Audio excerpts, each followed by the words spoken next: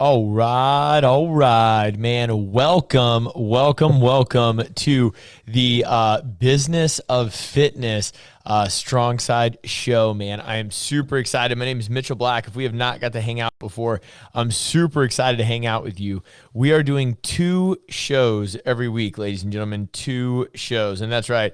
If you're watching this live, I am sharing this live right now.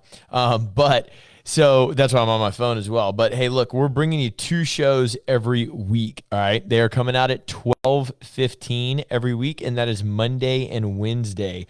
Our Monday show is called the Monday Mashup, and on that show, I'm talking about all kinds of fitness and nutrition and all kinds of different topics. We're going to be laying those topics out every week, and then every Wednesday, I am bringing to you the Business of Fitness. And what I'm going to be doing on this show is talking about a different topic each week that is all centered around fitness and nutrition. That's all centered around the actual business of fitness and centered around actually getting you the straight information that you need. All right. So here's the deal. Today, I'm going to be talking about heart rate training. And excuse me, I'm trying to work this out on my phone here, and it is not working. The internet is terrible. But this is a live show, all right? So you can comment below, and I'll answer any of your questions as we go through it. But today's topic is on heart rate training, all right? And I'm going to upload this, and then good to go. All right, so like I said, today's topic is heart rate training, and we're going to talk about what it is. We're going to talk about when heart rate training is effective to use, and we're going to talk about the styles that you could use it in, what it's used for, and we're going to really spend the majority of this conversation talking about fat loss. And we're going to be talking about how to use heart rate training to get the most out of your fat loss and the most out of your fitness. All right, so here's the deal. So I was a metabolic technician for 5 years, and I'm going to explain to you what that means. All right. So this is pre-StrongSide days. So if you're just tuning in, again, my name is Mitchel Black. I'm the founder of StrongSide, and we are a functional fitness boutique gym. What that means is that if you walk into one of our gyms today, it's going to be a whole bunch of classes. We have 4 commercial locations that you can go to. We're all in like the suburbs of Atlanta, and you get a gym membership, and that gym membership allows you to come to as many classes as you want. We're going to have 10 classes per location per day. Super fun. There's a fitness element, a community element. We're going to do all this stuff, right? And I'm going to talk. The reason I think it's important to understand that now is because my mission is to provide an atmosphere where you can reach your health and fitness goals. And everything that we do needs to be centered towards actually getting you healthier and fitter and stronger and losing more fat and all that stuff. So we need to make sure that everything we provide does that. And you need to know that so you can understand why my position on heart rate training might be different. All right. So let's rewind all the way back to like 2008, 2009. I started becoming a metabolic technician. I got into the fitness space in 2007. And in 2007, 2008, I really just did one-on-one training. I did one-on-one training. The economy crashed. I got into group training, doing boot camps and stuff like that because I needed to charge people less money because they didn't have as much money, and I needed to get them in a group element, all right? But what I didn't realize, or I didn't know going into this, is how much of the group element people were going to love and enjoy and thrive on. I didn't know that the group training was actually going to be more effective in regards to getting people to come to the gym more often and getting them to train more frequently. I didn't know the group element was going to do a better job of that than the one-on-one element. Super, super cool. But during this time, I got into metabolic testing. And I've always really been into the science of training and the science of heart rate training and just, exercise physiology in general. So I get into metabolic testing because what we would do is we would measure your oxygen to carbon dioxide ratio.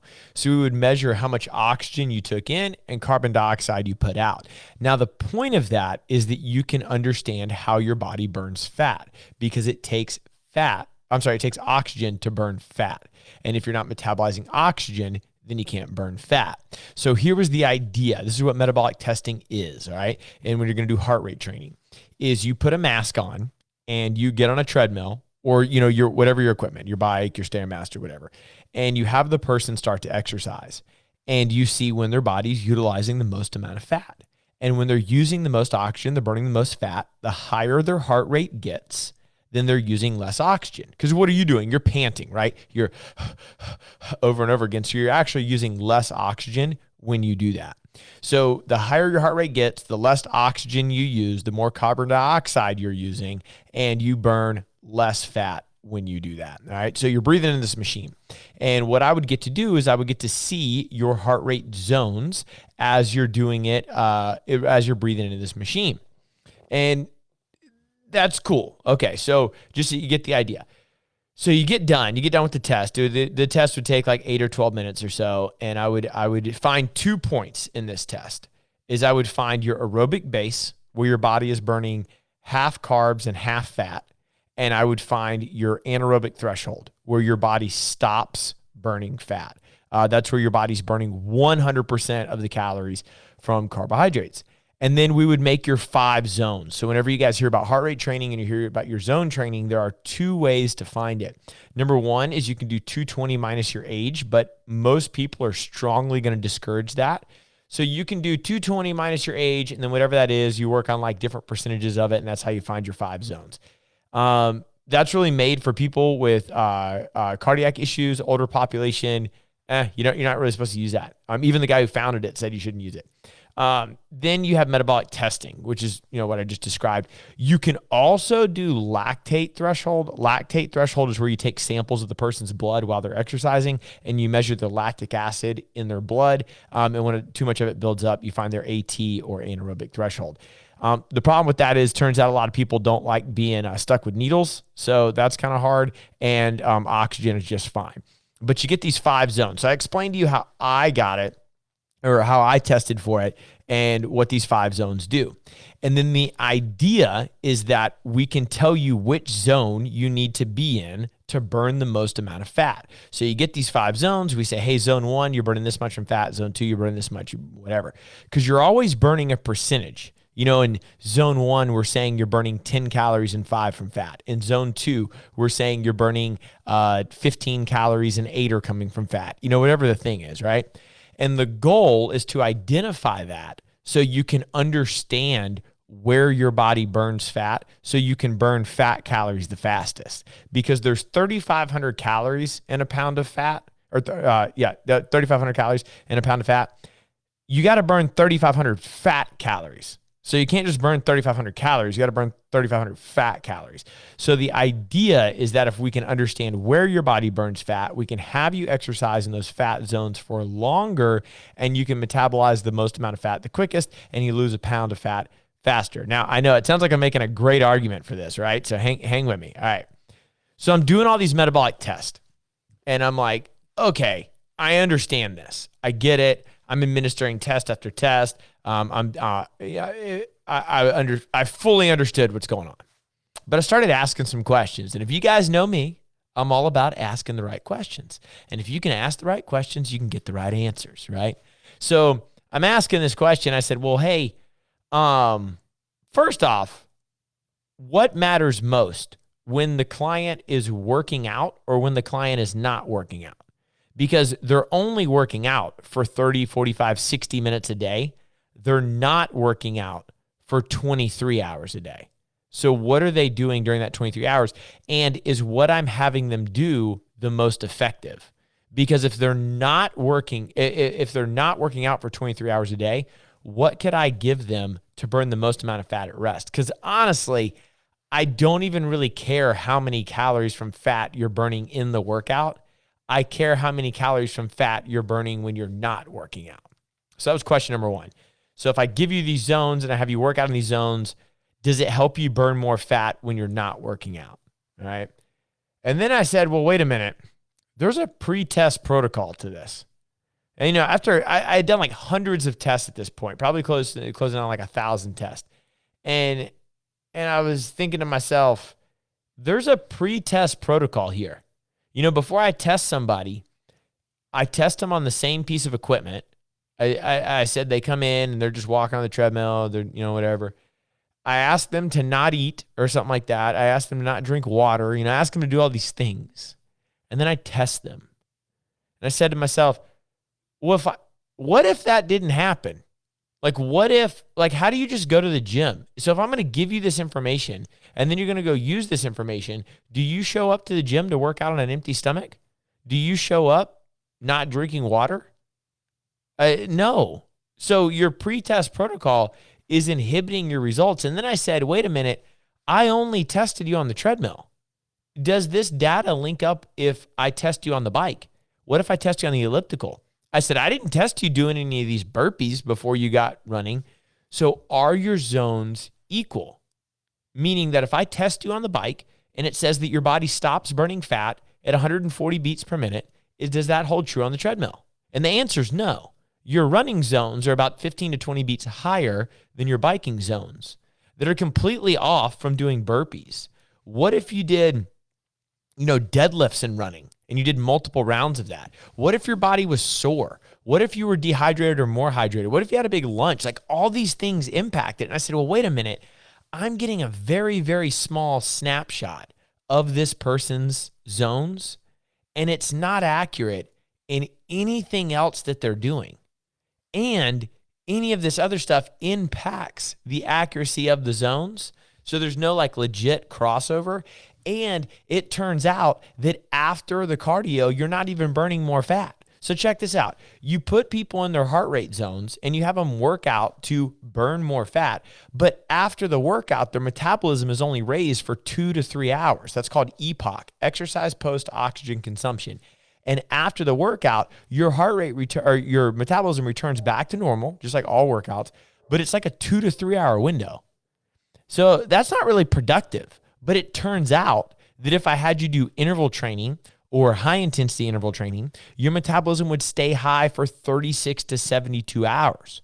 So you would do a workout where you burned virtually zero fat, but after the workout, as your metabolism was returning back to normal, that duration would take 36 to 72 hours. So here's what would happen is the average person, this is true, the average person burns about 90 calories per hour. I'm sorry, 60 calories per hour, just sitting. If you sit and watch this video right now, you're going to burn like a calorie a minute, right?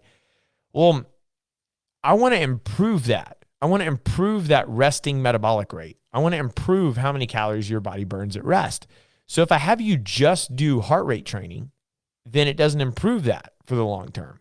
I have to do some type of interval training. I have to do something that brings your heart rate up and then down, and I need variance. Like I need a load and then cardio, a load and then cardio. I need to work hard and then rest. I need some type of variance to get that. Because here's the cool thing. When your metabolism goes like this, when it goes up and then back down, if it takes 36 to 72 hours to come back down, you're not going to go that long without working out. So when your metabolism goes down to like here, you're going to come in, you're going to work out and go up here, so on and so forth. And you're going to keep building that baseline. And what I'm trying to do is I'm trying to paint you a picture here. And that picture is that heart rate zone training looks really, really good on paper. And it looks like you're going to burn a whole lot from fat. But keep in mind that when you're in these zones, you're not burning 100% of the calories from fat. You're burning a percentage of the calories from fat. And when you are burning 100% of the calories from fat, it's of a very low number, 5, 6, 7 calories. And it's only while the exercise is going on. It's not when the exercise is over. What you want to focus on is how can I raise my metabolism when the exercise is over? And it turns out that you can have a greater effect by doing high intensity interval training, all these classes that we offer at StrongSide. And also when you're doing this metabolic testing, it's not accurate because the test is linear. So we don't put these masks on people and measure them while they're doing burpees and running. But if we test them running and say, these are your heart rate zones, and then ask you to go do burpees and running, your data is no longer accurate. Your data is very skewed and it's kind of pointless versus, perceived exertion. RPE, or rate of perceived exertion, is very accurate. Like if you had a 1 to 10 scale and you said, this is kind of how I feel, and we wanted you at like a 6 or a 7, and you were able to feel that way, how you get your body, how you understand your body feeling is way more accurate than just some numbers laid out. Because believe me, with StrongSide's mission and StrongSide's vision, if we were we're focused on getting you fit. And if we knew that getting you fit was going to be a higher likelihood by giving you a heart rate monitor, everybody would have a heart rate monitor. You know, one of our business and fitness topics is going to be around activity trackers. The only reason that I have this activity tracker is because I would watch people in classes stop their workout to start their watch. And I was like, wait a minute, you're stopping the thing that actually gets you your results to start this thing, to close some rings so you can feel good about it, but you didn't work out for 2 minutes or whatever. You skipped part of the workout so you could feel good about closing your rings. That's going to be another one of our topics as we grow this fitness and business deal, but or business and fitness deal. But when I talk about heart rate zone training, it's not like the devil. It's just not anything you need to live or die by. And it's a very linear argument. So the reason that we have to keep this argument or this conversation controlled in general population high intensity interval workouts is it does become effective if the training is linear. So if you're going to do heart rate training on a bike and you get tested on a bike, if you're going to do heart rate training on a run and you get tested on a run, and that's all you do is run, or you do that activity, then more than likely it's going to help improve it. And you can buffer lactic acid, you can raise your anaerobic threshold, you can move your base closer to your threshold, you can burn higher amounts of calories from fat. It's great. But the average person doesn't really need that. They just need rate of perceived exertion. How do they feel? If they operate on a scale 1 to 10, and anytime there's variety, the efficacy of your testing completely drops. I stopped doing the metabolic test because I felt like I wasn't providing any integrity to my clients, that I was giving them data that the moment that they started doing something else, the data changed. I was like, this isn't right. I don't like this. Because the customer was thinking, oh, if I do this, I'm going to burn more fat. But as the metabolic technician, I'm like, actually, that's not true at all. Your test is completely inaccurate because you're not doing what I tested you on. So heart rate zone training is kind of tricky. And I think it's too tricky to build value in. I think it's a good marker if you're using it consistently in your training, I guess. Like if you really feel like there's some value behind it, so you measure it. But I think feeling matters more. If I'm trying to give an exact answer to heart rate training, I think it matters. And comment, maybe you have a different feeling on it. Comment some of your suggestions below, or comments, questions, whatever. This is live. I'll answer them. But, I've worked with so many people over the years that use heart rate training, and they will, they'll slow down. They'll go easier. They'll feel fine, but they'll say, oh, my heart rate's at this. I got to back off. Or somebody will come up to me in a workout, oh my God, my heart rate's 160. What does that mean? I'm like, probably nothing. Like, you're talking to me right now. You are fine. And first off, you don't even know if this is right. Like, your heart pumps down the left side of your body more than your right side of your body. So if you're wearing your heart rate monitor on your wrist, there's two problems. Problem number one is it has to be on your left side, because the circulation to get from your wrist and back is slower. So it could show a skew of 3 to 6 beats per minute. And then wearing it on your wrist can show a skew of up to 10 beats per minute. So if it's on the right side of your body, you're looking at 16 beats per minute. So if somebody's going to freak out about 160, but 145 would be cool for them, you could be at 145. It's just reading 160. A heart rate monitor strap is the only real way to actually get pretty decent information of your heart rate to your watch if you're doing that. So I wouldn't live and die by that. The good news, ladies and gentlemen, is you will pass out before you die. So you don't have anything to worry about. All right. You can push as hard as you want. But I'm not a huge fan of heart rate training, and I tried to give that backstory of I was a metabolic technician for several years. I've done hundreds, if not just over 1,000 tests. How we measured it, why I don't really buy into it a whole lot. And I don't buy into it just to be clear, as we wrap this up, I don't buy into it because I think the whole thing's bogus. I don't buy into it because the data changes so easily, meaning that the moment that you do anything except the activity in a way that you weren't tested on, your data changes. So is it valuable to have this person do that? More than likely not. So there's that. All right. So, hey, look, I'm going to be bringing you these shows twice a week, and we're trying all kinds of new stuff to bring, we were improving the audio. I got my little headset on here. Like, we're trying all different ways to get this thing set up for you. But it's every Monday and Wednesday. Every Monday is the Monday mashup. Every Wednesday is the business of fitness. Monday is about different health, fitness, wellness topics. Every Wednesday is about a new topic in business, just to help you understand the fitness business and what's out there a little bit more. And I can be direct with you. I can shoot straight with you and give you all the information. So there's that. I hope you have a wonderful Wednesday, and I hope you rock and roll the day, my friends. And happy wacky Wednesday.